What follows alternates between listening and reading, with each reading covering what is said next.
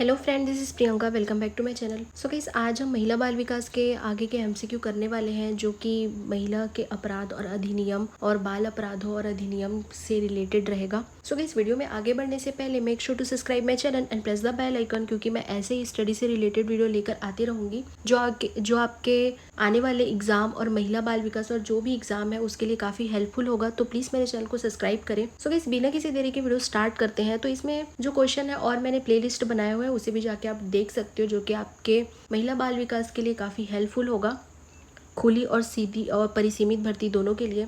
सो इस यहाँ पे पहला क्वेश्चन ये देखते हैं।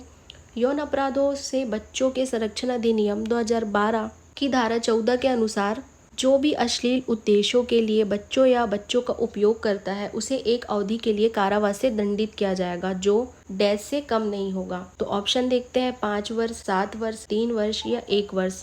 तो इसका राइट आंसर होगा 5 वर्ष। नेक्स्ट क्वेश्चन हम देखते हैं। अनैतिक व्यापार रोकथाम अधिनियम। अनैतिक व्यापार रोकथाम अधिनियम 1956 की धारा 3 के तहत कोई भी व्यक्ति जो वैश्यालय का मालिक है ना, क्या बोला गया है? अनैतिक व्यापार, है ना। अनैतिक व्यापार रोकथाम अधिनियम 1956 की धारा 3 के तहत कोई भी व्यक्ति जो वैश्यालय का मालिक है, इसका प्रबंधन करता है ना, वैश्यालय का मालिक है या इसका प्रबंधन करता है या इसके प्रबंधन में काम करता है या प्रबंधन में सहायता करता है, पहली सजा मिलने पर एक अवधि के लिए कठोर कारावास से दंडित किया जाएगा, है ना।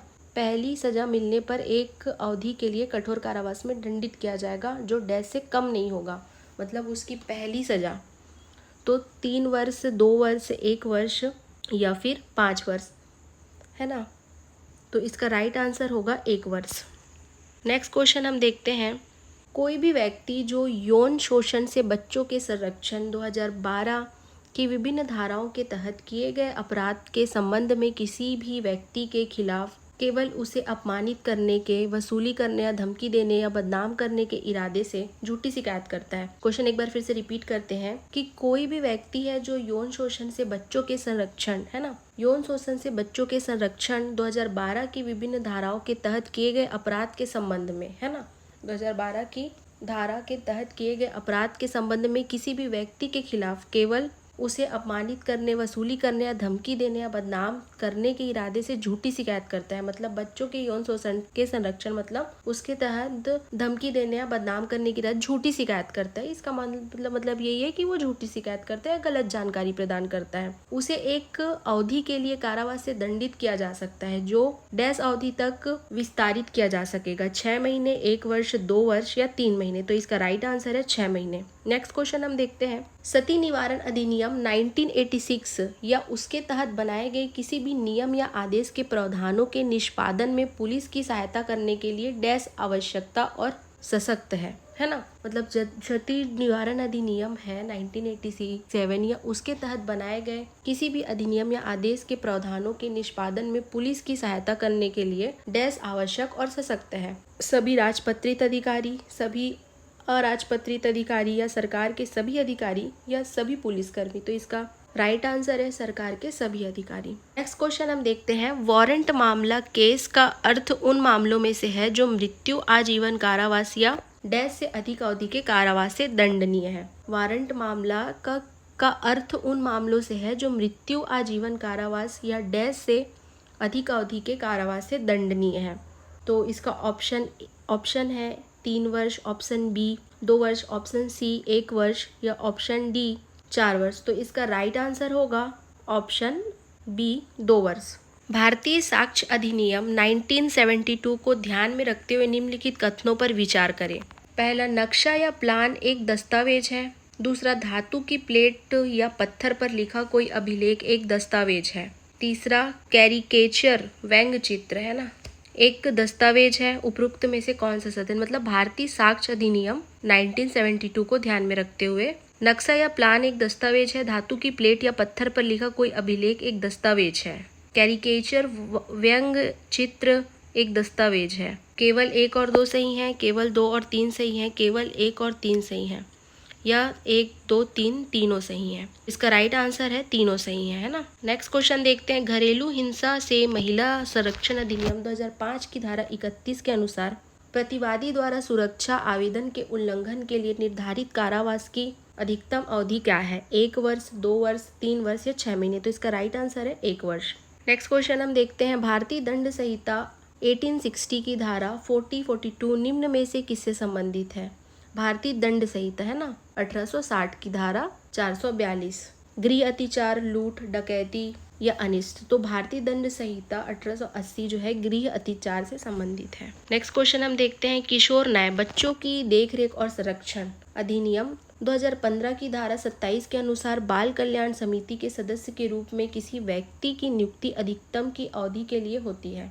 मतलब किशोर न्याय अधिनियम 2015 की धारा 27 के अनुसार बाल कल्याण समिति के सदस्य के रूप में किसी व्यक्ति की नियुक्ति अधिकतम वर्ष की होती है, ऐसा समझ लो। तो 2 वर्ष, 3 वर्ष, 5 वर्ष या 4 वर्ष, तो 3 वर्ष के लिए होती है। नेक्स्ट क्वेश्चन हम देखते हैं, यौन अपराधों से बच्चों के संरक्षण अधिनियम 2012 की धारा 15 है ना, यौन अपराधों से बच्चों के संरक्षण अधिनियम 2012 की धारा 15 के अनुसार कोई भी व्यक्ति जो किसी भी रूप में बच्चों से जुड़ी अश्लील सामग्री को व्यावसायिक उद्देश्य के लिए रखता है, उसे पहली बार दोष सिद्ध होने पर कम से कम के कारावास की सजा होगी। 1 साल होगी, 2 साल, 6 महीने, 3 साल। तो इसका राइट आंसर है 3 साल। नेक्स्ट क्वेश्चन है, अनैतिक व्यापार निवारण अधिनियम 1956 की धारा 2 के अनुसार ट्रैफिकिंग पुलिस अधिकारी का अर्थ एक पुलिस अधिकारी से है जिसे डैश द्वारा नियुक्त किया जाता है, केंद्र सरकार द्वारा, राज्य सरकार द्वारा, जिला मजिस्ट्रेट द्वारा या पुलिस अधीक्षक। तो ट्रैफिकिंग पुलिस जो है अधिकारी वो केंद्र सरकार के द्वारा नियुक्त किया जाता है। नेक्स्ट क्वेश्चन देखते हैं, यौन शोषण से बच्चों के संरक्षण पास्को अधिनियम 2012 की धारा 10 के अनुसार गंभीर यौन हमला करने वाले अपराधी को किसी भी अवधि के कारावास की सजा हो सकती है जो कम से कम डैश होगी, है ना। क्या है? यौन शोषण से बच्चों के संरक्षण पास्को अधिनियम 2012। अब यहाँ पे ये क्वेश्चन कर सकते हैं, ये क्वेश्चन पूछ सकते हैं कि जो पास्को अधिनियम 2012 है वो कितने साल की सजा दे सकता है ना। तो अभी तो धारा 10 के अनुसार भी दे सकते हैं कि किसके अनुसार कितना सजा दिया जाएगा, है ना।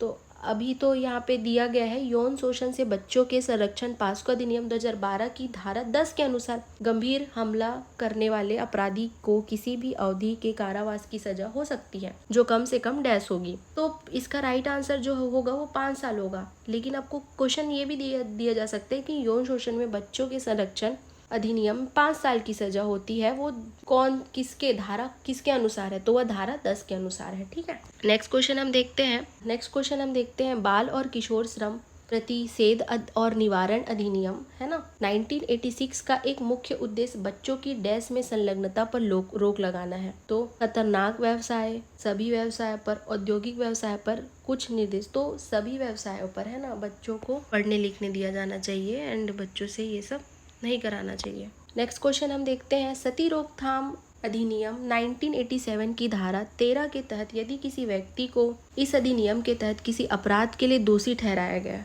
है ना, क्या बोल रहे हैं अब, सती अधिनियम 1987 की धारा 13, है ना, के तहत यदि किसी व्यक्ति को इस अधिनियम के तहत किसी अपराध के लिए दोषी ठहराया जाए तो ऐसे मामलों में मुकदमा चलाने वाला विशेष न्यायालय धारा 8 के तहत उसकी संपत्ति को जब्त कर सकता है ना। विशेष न्यायालय धारा 8 के तहत, है ना, उसकी संपत्ति को जब्त कर सकता है और जब्त किए गए धन या संपत्ति को डैश के लिए उपयोग कर सकता है।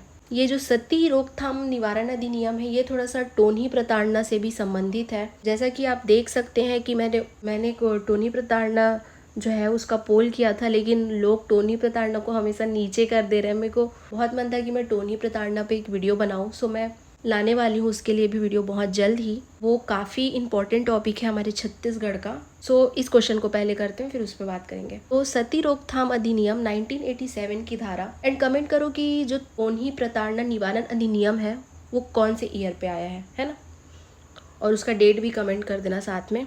सती रोकथाम अधिनियम, है ना, 1987 की धारा 13 के तहत यदि किसी व्यक्ति को इस अधिनियम के तहत किसी अपराध के लिए दोषी ठहराया गया है तो इस मामले में मुकदमा चलाने वाला विशेष न्यायालय धारा 8 के तहत उसकी संपत्ति जब्त कर सकता है और जब्त किए गए धन या संपत्ति को डैश के लिए उपयोग कर सकता है। तो किसके लिए उपयोग कर सकता है? कर्ज चुकाने के लिए, पीड़ित परिवार को देने के लिए, स्थानीय समुदाय को देने के लिए, राज्य के कोष में जमा करने के लिए। तो इसका राइट आंसर होगा राज्य के कोष में जमा करने के लिए।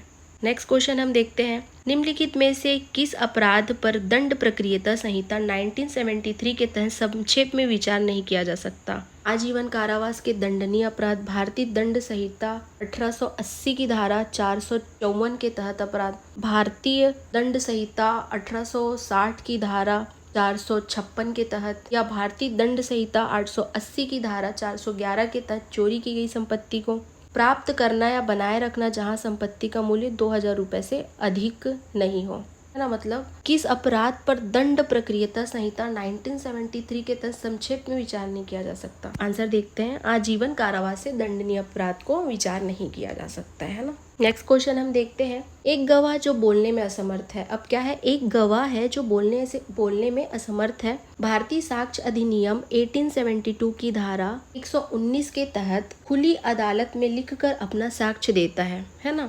एक गवाह है जो बोलने में असमर्थ है और भारतीय साक्ष्य अधिनियम 1872 की धारा 119 के तहत खुली अदालत में लिखकर अपना साक्ष्य देता है। इस प्रकार दिए गए साक्ष्य को डैश माना जाएगा? स्वीकार्य नहीं, मौखिक साक्ष्य, द्वितीयक साक्ष्य, दस्तावेजी। तो इसको मौखिक साक्ष्य कहा जाएगा। नेक्स्ट क्वेश्चन देखते हैं, घरेलू हिंसा से महिलाओं का संरक्षण अधिनियम 2005 ना क्या है? घरेलू हिंसा से महिलाओं का संरक्षण अधिनियम 2005 की धारा 19 के तहत अपील दायर करने के लिए निर्धारित समय अवधि क्या है? 60 दिनों के भीतर, 90 दिनों के भीतर, 30 दिनों के भीतर या 45 दिनों के भीतर? तो इसका आंसर है 30 दिनों के भीतर। नेक्स्ट क्वेश्चन है, एक्स वाई की जेब काटने के लिए उसकी जेब में हाथ डालता है। जो एक्स है ना, वो वाई की जेब में काटने के लिए उसकी जेब में हाथ डालता है, लेकिन जेब खाली होने के कारण एक्स का प्रयास विफल हो जाता है। एक्स डैश के अपराध का दोषी है? चोरी का, धोखाधड़ी का, चोरी करने के प्रयास का, जबरदस्ती। तो वो चोरी करने के प्रयास का दोषी। नेक्स्ट क्वेश्चन हम देखते हैं, विशाखा बनाम छत्तीसगढ़ सरकार प्रकरण में भारत के उच्चतम न्यायालय द्वारा जारी विशाखा गाइडलाइन का संबंध है ना। बाल अपराध, महिला घरेलू हिंसा को रोकना, यौन उत्पीड़न को रोकना, महिला बेरोजगारी प्रथा। तो क्या है? विशाखा बनाम छत्तीसगढ़ सरकार प्रकरण में भारत के उच्चतम न्यायालय द्वारा जारी विशाखा गाइडलाइन का संबंध है। तो ये जो है यौन उत्पीड़न को रोकना, इससे संबंधित है। इस ऐसे वीडियोस के लिए प्लीज़ मेरे चैनल को सब्सक्राइब कर लीजिए एंड वीडियो पसंद आई हो तो लाइक करना, शेयर करना एंड कमेंट ज़रूर करना। एंड मेरे से कोई गलती हो गई हो तो प्लीज़ उसके लिए मुझे माफ़ भी करना।